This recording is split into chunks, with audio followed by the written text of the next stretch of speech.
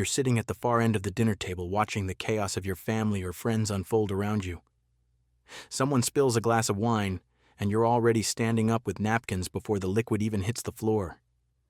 Another person starts a heated argument about politics, and you're the one instinctively cracking a self-deprecating joke to lower the temperature. You're there, but you're invisible. You are the air in the room, essential for everyone else to breathe, but completely unnoticed until you're gone. Does it feel like you've spent your entire life trying to be as light as possible so you don't leave footprints on anyone else's lawn? Here's what nobody tells you.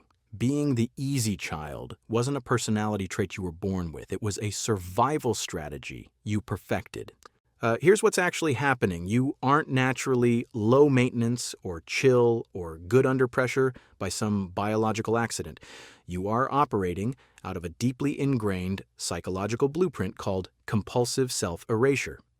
You learned very early that the adults around you were overwhelmed, preoccupied, or perhaps even dangerous in their unpredictability. To stay safe and keep the peace, you decided that the best thing you could be was a ghost. You didn't just grow up, you disappeared into the background so that others could take up the foreground. You didn't have needs, you had a role to play. Let's look at the first mechanism at play here, something Pete Walker, a prominent therapist specializing in complex trauma, calls the Fawn response. Most of us know about fight or flight, but when you are a child and you cannot fight back or run away from an overwhelming environment, your brain chooses to fawn.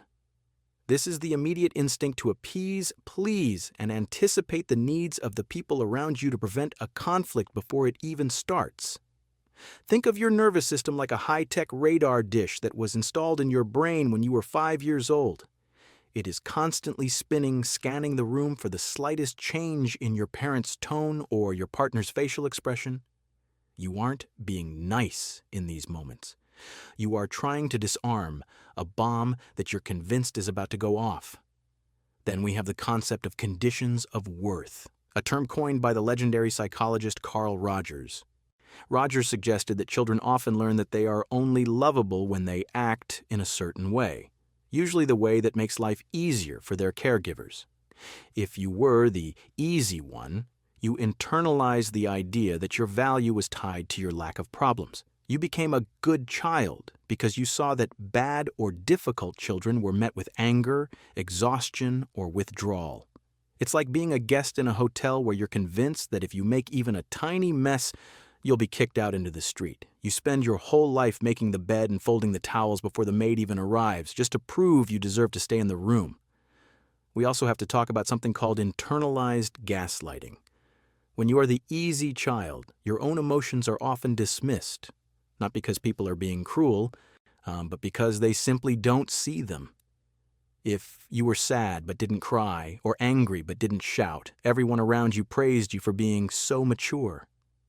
Over time, you began to believe the lie that your feelings weren't real or weren't important. You started to gaslight yourself, telling your own brain that you weren't actually hurt. You were just being dramatic. This creates a profound disconnect between your mind and your body. It's like living in a house where the fire alarm is going off, but you've trained yourself to believe it's just the sound of the wind. Another piece of this puzzle is the concept of self-silencing, which Dr. Dana Jack has researched extensively. This is the act of consciously hiding your true thoughts and feelings to maintain a relationship or avoid being seen as a burden. For the easy child, this becomes a full-time job. You become a master of the neutral face. You learn to say, "I don't care, you pick," when someone asks what you want to do, even when you have a very clear preference. This isn't because you're indecisive. It's because revealing a preference feels like taking a massive risk. In your mind, a preference is a demand, and a demand is a burden. You've spent so long being the shock absorber for everyone else's drama that you've forgotten you're allowed to have a shape of your own. Think about how this manifests in your adult life right now. Notice how you feel an immediate, sharp spike of anxiety the moment a coworker asks for your opinion in a meeting. This is why you are the person everyone comes to with their problems. But you are also the person who feels like they have no one to talk to when things go wrong for you. Think about the last time you were in a relationship and felt yourself slowly starting to shrink to fit into the spaces your partner left for you. You don't even realize you're doing it until you wake up one day and realize you don't know what your hobbies are or what kind of music you actually like. You've become a mirror, reflecting everyone else's light while staying perfectly dark yourself. This shows up at work in a way that feels uncomfortably accurate for most easy kids. You are the one who gets the most work because you never say no, but you are also the one who gets passed over for the promotion because you're too quiet or don't command the room. Your boss loves your reliability but doesn't respect your boundaries, mostly because they don't think you have any. You might find yourself working late on a Friday night feeling a deep, bitter resentment toward the colleagues who left at 5, yet you're the one who told them, "It's fine, I've got it." You are a martyr by habit, but a victim by reality. Why do you feel like a fraud every time someone praises your patience? In your romantic life, this pattern is even more exhausting. You tend to attract people who take up a lot of space, people with big personalities, big problems, or big egos. This is because your easy nature creates a perfect vacuum that they are happy to fill. You feel a strange sense of comfort when you are managing someone else's life because it gives you a clear role to play. But notice how you eventually start to feel heavy inside, even when everything on the surface is fine. This is the weight of all the things you haven't said. It's the buildup of 1,000 small compromises that have finally started to rot. But we have to be honest about the shadow side of being the easy one. This isn't just a sad story about a nice person. There is a point where being easy becomes a form of dishonesty. When you refuse to show people your true self, your anger, or your needs, you are actually depriving them of the chance to truly know you. You're keeping everyone at arm's length by being perfect. It is a form of control. If you never show a flaw, no one can ever truly reject you, but they can't truly love you either. You are choosing the safety of being a ghost over the messiness of being a human being. Is being no trouble worth the price of being completely alone in a crowded room?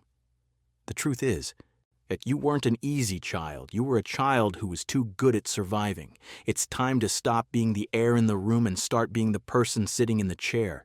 You are allowed to be difficult. You are allowed to have a bad day that isn't someone else's fault.